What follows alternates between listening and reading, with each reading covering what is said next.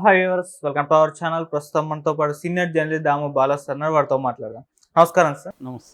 Sir, నిన్న పవన్ కళ్యాణ్ గారు Pushpa movie పైన పరోక్షంగా చేసిన కామెంట్స్ సోషల్ మీడియాలో మరోసారి వీళ్ళిద్దరి మధ్య వివాదం ఉందా అని చెప్పేసి చర్చించుకోవడం అయితే చూస్తున్నాం సార్. అసలు పవన్ కళ్యాణ్ గారు ఏ కాంటెస్ట్ లో కామెంట్ చేస్తారు, అసలు ఏం కామెంట్ చేస్తారు సార్ ఆయన?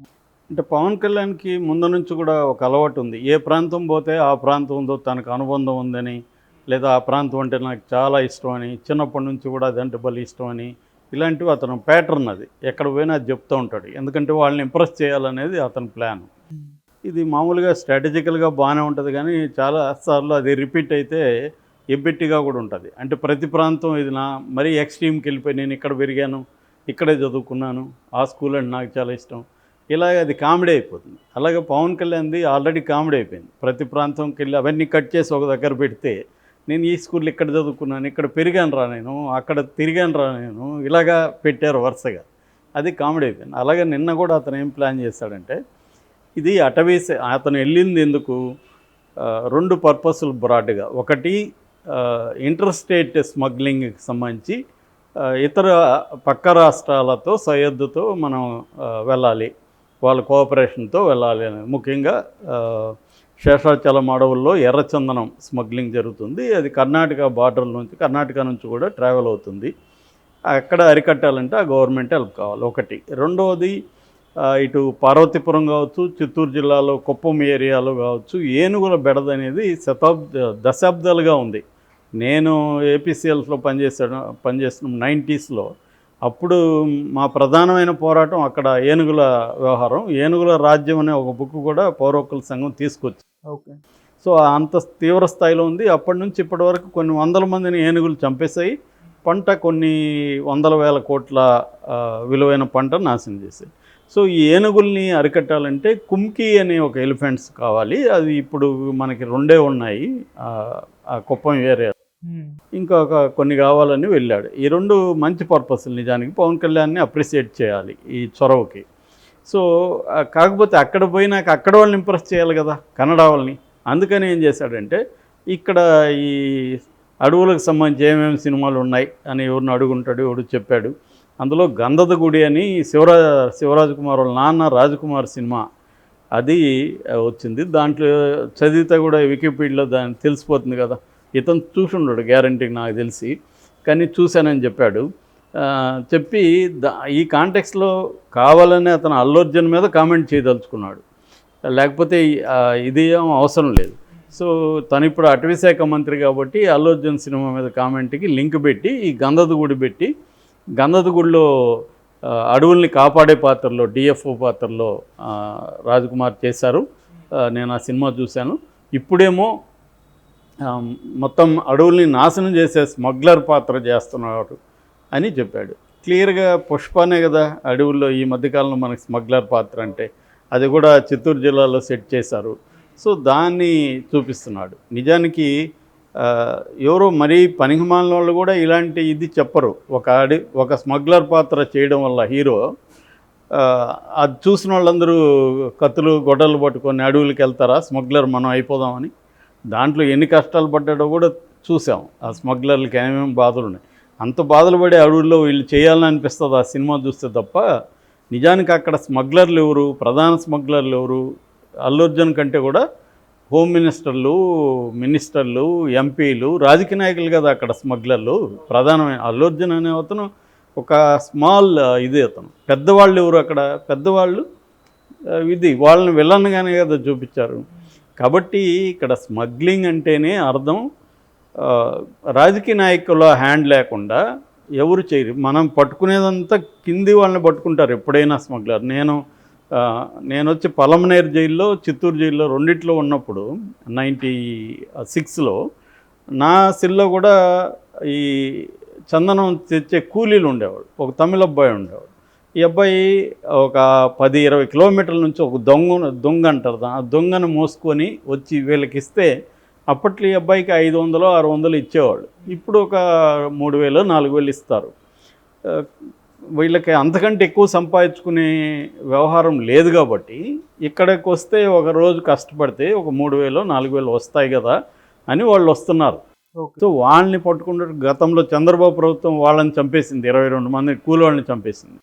సో అదే చంద్రబాబు ప్రభుత్వం ఏమన్నా స్మగ్లర్స్ని అరికట్టిందా, స్మగ్లింగ్ని అరికట్టిందా, జగన్ ప్రభుత్వం అరికట్టిందా? ఎందుకంటే ఇవన్నీ నేను ఉన్నప్పుడు ఎస్పీ స్థాయిలో ఒకతను ఇక్కడ ఇల్లు కట్టుకుంటే ఆ చందనం స్మగ్లర్లంతా ఆ ఇంటికి కావాల్సిన వుడ్ అంతా వాళ్ళే సప్లై చేశారు. ఇలా ఉంటుందన్నమాట. మామూలుగా ఆ ఏరియాలో పనిచేసే కానిస్టేబుల్ దగ్గర నుంచి అందరి ఇళ్లలోకి ఈ వుడ్డే సప్లై. సో ఇలాగ పోలీసులు, రాజకీయ నాయకులు తెలియకుండా స్మగ్లింగ్ జరగదు. ఇది తన అజ్ఞానా లేకపోతే మనం వినేవాడు మనవజ్ఞానంలా అన్నట్టుగా ఉంటుంది పవన్ కళ్యాణ్ స్పీచ్లు. ఓకే. సో పవన్ కళ్యాణ్ నేను 100% చెప్తున్నా, అతను ఏ రకమైన స్మగ్లింగ్ని అరికట్టలేడు. ఎందుకంటే అతనికి అంత పవర్ లేదు. ఫస్ట్ ఆఫ్ ఆల్ అతని మాట ఎవరు వినేవాళ్ళు లేడాడ. రెండోది రాజకీయ నాయకులంతా ఇతను చూసి నవ్వుకుంటున్నారు ఆల్రెడీ. ఇతను ఏదో ఇట్లాంటి స్పీచ్లు ఇస్తుంటాడు తప్ప అతని యాక్టింగ్ మినిస్టర్ కాదు, సమావేశాల్లో మాట్లాడేవాడే తప్ప. ఎందుకంటే చంద్రబాబును పొగడం తప్ప అతను ఇప్పటివరకు చంద్రబాబు తెలుగుదేశం వాళ్ళు చేస్తున్న గ్రౌండ్ లెవెల్లో చేస్తున్న అరాచకాలు కావచ్చు, లేకపోతే హామీలు అమలు ఆపేయడం కావచ్చు, దీని మీద అతను ఏమీ మాట్లాడలేదు. సైలెంట్గా అసలు మౌనముని ఇతనికి నోరు లేదేమో అన్నట్టుగా సైలెంట్ అయిపోయాడు. సో కాబట్టి పవన్ కళ్యాణ్ దీన్ని మనం ఎవరు సీరియస్గా తీసుకోవాల్సిన అవసరం లేదు. ఖచ్చితంగా ఇది మాత్రం అల్లు అర్జున్ని దృష్టిలో పెట్టుకొని చెప్పింది తప్ప ఇంకోటి లేదు. ఖచ్చితంగా గవర్నమెంట్స్లో పనిచేసేవాళ్ళు అక్కడున్న అసలు ఫారెస్ట్ని నాశనం చేసేదే ఫారెస్ట్ ఆఫీసర్లు. ఫారెస్ట్ ఆఫీసర్ల వల్లనే ఫారెస్ట్లు నాశనం అయిపోతాయి. నేను రివర్స్లో చెప్తున్నాడు, ఫారెస్ట్ ఆఫీసర్లు ఫారెస్ట్ని సేవ్ చేస్తారు. ఎందుకంటే వాళ్ళ వల్లనే స్మగ్లింగ్. ఇది నిజానికి పేద ప్రజల్ని ఇబ్బంది పెట్టేది ఈ ఫారెస్ట్ ఆఫీసర్లే. మావోయిస్ట్ మూమెంట్ అడవుల్లో పనిచేసేది వీళ్ళకి వ్యతిరేకంగా. ఎందుకంటే ఫర్ ఎగ్జాంపుల్ వీరప్పను పట్టుకోవడానికి ఎస్టీఎఫ్ అక్కడ కొన్నేళ్ల పాటు 20-30 ఏళ్ల పాటు ఉండింది కదా. ఈ 30 ఏళ్లలో దాదాపు 200 మంది ప్రజల్ని ఈ ఎస్టీఎఫ్ వాళ్ళు చంపారు. వీరప్పను 100 మందిని చంపితే వీళ్ళు 200 మందిని చెప్పారు. కొన్ని వేల గ్రామాలని వీళ్ళు ధ్వంసం చేశారు. ఆ సంపద అంతా వీళ్ళు వీరప్పన్న పేరుతో వీళ్ళు స్మగ్లింగ్ చేశారు. యాక్చువల్గా వీరప్పన్ ఒక రకంగా అడవుల్ని కాపాడాడు.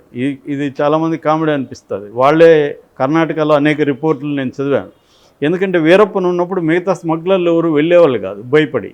వీరప్పన్ చనిపోయినాక విపరీతంగా స్మగ్లర్లు వెళ్ళిపోయి స్మగ్లింగ్ చేయడం మొదలుపెట్టారు అడవుల్లోకి. ఒక రకంగా వీరప్పన్ భయం వల్ల ఎవరు వెళ్ళేవాళ్ళు కాదు. సో ఇక్కడ ఏంటంటే అడవుల్లో ఉన్న ప్రజలు వాళ్ళ లైవ్లీహుడ్ ఫారెస్ట్లో ప్రోడక్ట్స్ని అమ్ముకోవడం కావచ్చు, అవన్నీ వీళ్ళు ఆ లైవ్లీహుడ్నేమో నేరంగా చూస్తారు, ఈ స్మగ్లింగ్నేమో గొప్పగా చూస్తారు. సో ఇది పవన్ కళ్యాణ్కి అసలు ఏం విషయాలు ఇప్పటివరకు ఏమీ అర్థమైనట్టు లేదు. ఎందుకంటే ఆయనకి అర్థం చేసుకోవాలంటే ఈ ప్రభుత్వము ఈ అటవీ శాఖ నుంచి బయటికి రావాలి. బయటకు వస్తే ఒకవేళ అర్థమైనా కూడా ఆయన చెప్పే పరిస్థితిలో లేడు. సో అందుకని ఫైనల్గా అదేదో ఊరుమూరిమి మంగళం మీద పడినట్టుగా ఇదేదో ఇప్పుడు అల్లు అర్జున్ వల్లే స్మగ్లింగ్ ఉందన్నట్టుగా మాట్లాడాడు నిన్న. అంటే హీరోలంతా అట్లాంటి పాత్రలు వేస్తున్నారు. నెగిటివ్ పాత్రలు వేయడం అనేది ఎప్పటి నుంచో ఉంది. వీళ్ళ అన్న కూడా చిరంజీవి ఆ మాటకు వస్తే బోల్డ్ నెగిటివ్ పాత్రలు వేశాడుగా. దొంగ వేశాడు, కిరాతకుడు సినిమా, దాంట్లో స్మగ్లరు ఈయన, తర్వాత మోసగాడు, రాణికాసుల రంగమ్మ, ఇవన్నీ వేశారు. ఇవాళ నెగిటివ్ పాజిటివ్ అనేది లేకుండా సినిమా అయిపోయింది. గ్రే క్యారెక్టర్స్ అంటారు. కాబట్టి సినిమాలో ఒక వ్యక్తి దొంగగా వేసినంత మాత్రం ఆ సినిమా చూసి అందరూ దొంగలుగా మారిపోరు, స్మగ్లర్గా వేస్తే స్మగ్లర్గా మారిపోరు. అది రియాలిటీని డిపిక్ట్ చేసే సినిమా ఇండియాలో పెరిగే కొద్దీ గ్రే క్యారెక్టర్స్ కూడా పెరుగుతాయి. స్మగ్లర్స్గా హీరోలు చేస్తారు. ఇప్పుడు తమిళ్లో అందుకనే తమిళ సినిమా మలయాళ సినిమాని ఎందుకు పొగుడుతున్నాం, రియలిస్టిక్గా డిపిక్ట్ చేస్తుంది. సో ఒక క్రిమినల్ ఉంటాడు అనేది కదా తమిళ సినిమా. వాటన్నిటిని పొగుడుతూ ఇక్కడ ఇతను చేసిన దాన్ని మాత్రం విమర్శిస్తే మీనింగ్ ఏముంటుంది? అట్లా అనుకున్నప్పుడు చిరంజీవి సినిమాల గురించి కూడా చెప్పాలి కదా. కాబట్టి ఇతను కూడా నక్సలైట్ పాత్ర వేశాడు, పవన్ కళ్యాణ్ కూడా. కాబట్టి సినిమా వేరు, లైఫ్ వేరు. సో లైఫ్లో స్మగ్లింగ్ అనేది ఇతను అరికట్టే పరిస్థితి ఏం లేదు. ఇతను మాట్లాడాల్సింది తప్ప ఏం జరగదు. ఎందుకంటే దాంట్లో నుంచి ఇతను ఫస్ట్ ఎలక్షన్లో డబ్బులు ఖర్చు పెట్టకుండా ముందు ఆపగలిగితే పవన్ కళ్యాణ్ స్మగ్లింగ్ ఆపగలుగుతాడు. ఇప్పుడు ఆ ఏరియాలో 100 కోట్లు ఖర్చు పెట్టిన ప్రజాప్రతినిధులకి ఎక్కడి నుంచి మళ్ళీ ఇన్కమ్ వస్తుంది? స్మగ్లింగ్ నుంచి, ల్యాండ్ ఆక్యుపేషన్ నుంచి, రకరకాల స్కాములు చేయడం వల్ల కదా డబ్బులు వస్తుంది. సో ఇది నువ్వు ఎలా ఆపుతావు?